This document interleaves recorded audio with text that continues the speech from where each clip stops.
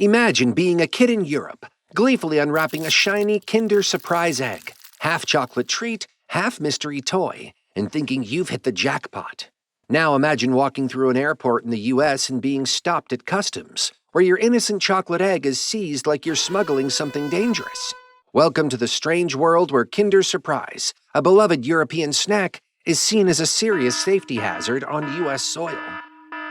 Made by Italian confectionery giant Ferrero, Kinder Surprise isn't just a chocolate treat. It's a tiny adventure in edible form. Each egg contains a toy hidden inside a plastic capsule, wrapped in a layer of delicious milk chocolate. It's the kind of candy that makes kids' eyes light up and adults nostalgic for childhood. But in the US, this treat has been banned since 1938 under the Federal Food, Drug, and Cosmetic Act, which prohibits embedding non-food items inside food products. The FDA thinks that the irresistible combination of chocolate and toy is just too much for the average kid to handle. Kinder Surprise eggs have been banned in the U.S. for so long that American travelers have found themselves on the wrong side of the law for trying to sneak them in. In 2012, an estimated 60,000 Kinder Surprise eggs were confiscated at U.S. borders, with some travelers facing hefty fines. People have compared this ban to fighting crime with candy. But in reality, it's just an egg-shaped casualty of American safety regulations. In fact, Kinder Surprise eggs have been the subject of some pretty dramatic customs confiscations. In 2011, 2 Seattle men returning from Canada were threatened with a $2,500 fine per egg for having the audacity to bring 6 Kinder Surprise eggs into the country. 6! That's potentially $15,000 in fines. What? From his business view, Ferrero, though, wasn't about to lose out on the U.S. market entirely. In 2017, they launched Kinder Joy, a close relative of Kinder Surprise, but designed specifically to bypass U.S. laws. In Kinder Joy, the toy is packaged in a separate compartment next to the chocolate, so it's not embedded inside the food. Problem solved, right? Well, kind of. But let's be honest, Kinder Joy doesn't hold a candle to the original. For now, Kinder Surprise eggs remain banned in the U.S., leaving American kids with the chocolate-free Kinder Joy and the rest of the world laughing at the absurdity. Meanwhile, Ferrero employees are like Willy Wonka's Oompa Loompas, watching as their product brings joy to kids everywhere. Except in the U.S., where joy apparently has an FDA-approved limit. So, stay sweet, but within the law. Everyone loves IKEA, right? The Swedish furniture powerhouse is famous for selling sleek, affordable pieces that transform homes into Scandinavian wonderlands. If you can survive the assembly process, that is. But in the US, IKEA has faced some serious challenges, and we're not just talking about frustrated customers trying to figure out which way that Allen wrench goes. IKEA's biggest hurdle in the US has been safety regulations, particularly when it comes to children's furniture. While their furniture is designed to be stylish, functional, and easy on the wallet, some items have had a tough time passing U.S. safety standards. Take the infamous Malm dresser. This sleek, minimalist piece was all the rage, until it became the subject of multiple recalls after several tragic accidents where the dressers tipped over, leading to child fatalities. IKEA had to recall 29 million dressers in the U.S. and Canada in 2016, a public relations and financial nightmare. Imagine being an IKEA worker back in Sweden, churning out Malm dressers like they're the future of home organization, only to find out they're being pulled from U.S. shelves. It's like making a revolutionary product, but then having it blacklisted because it's not safe enough for American homes. You can almost picture the poor IKEA employees, scratching their heads and muttering in Swedish, "We thought it was just a dresser." And it wasn't just dressers. Other IKEA products, from cribs to high chairs, have had to face stricter scrutiny in the U.S. IKEA's safety division now has their hands full, working to ensure their products meet the ever-tightening U.S. regulations. It's like a constant game of furniture regulatory whack-a-mole. Fix one issue and another pops up. Despite these setbacks, IKEA keeps on rolling in the U.S. market.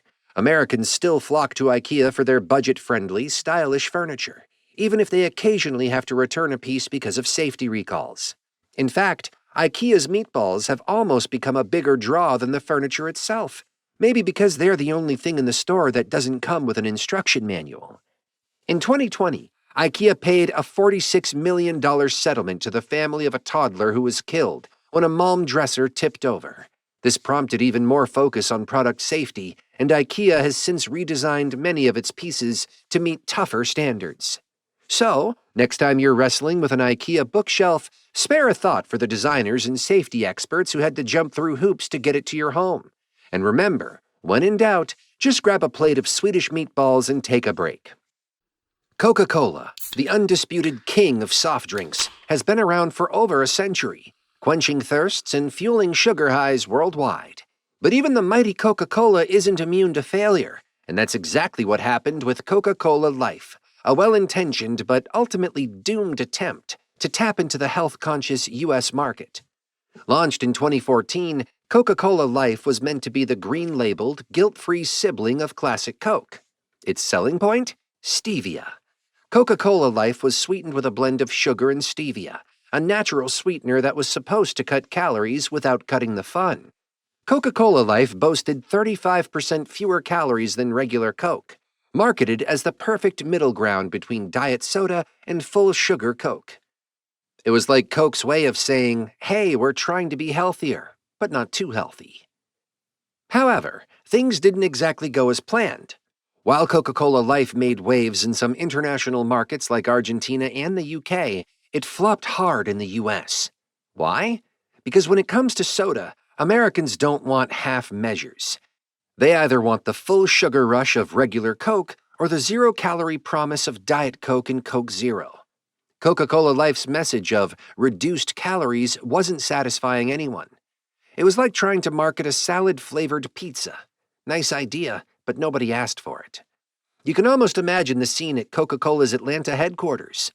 The marketing team brainstorming ways to win over health-conscious Americans without alienating the sugar-loving masses.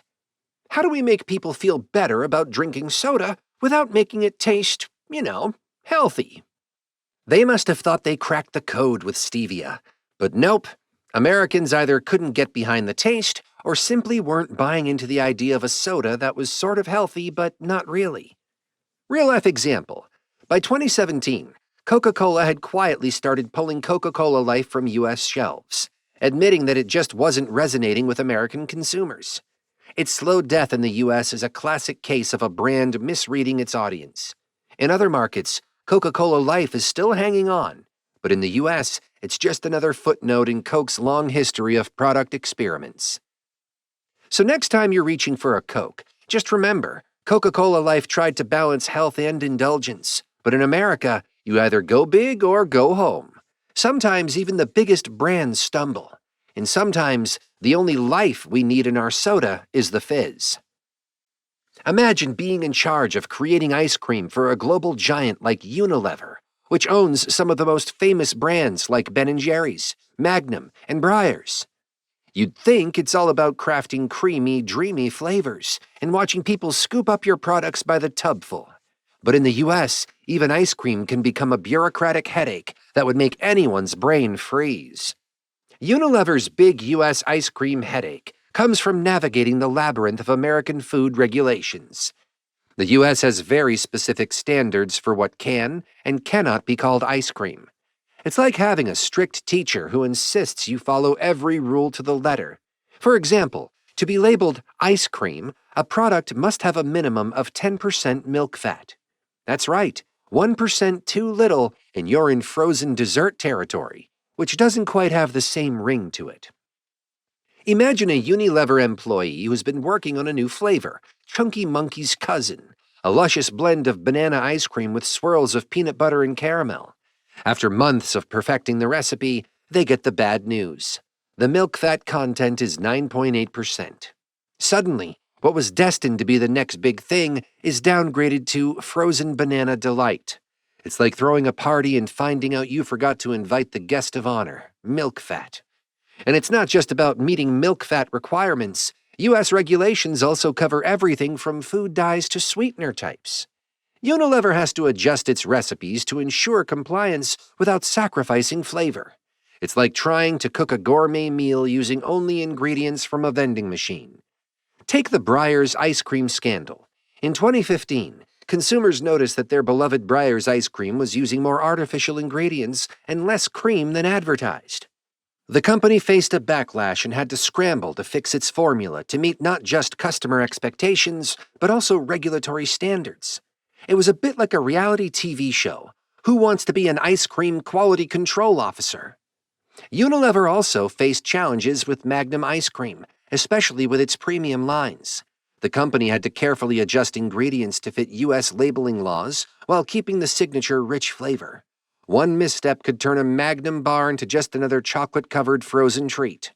So next time you're savoring a scoop of Ben & Jerry's or biting into a Magnum, remember that behind every delicious bite is a battle against bureaucracy. Unilever might be mastering ice cream, but they're also juggling regulations like a pro. Here's to more sweet victories and fewer frozen faux pas.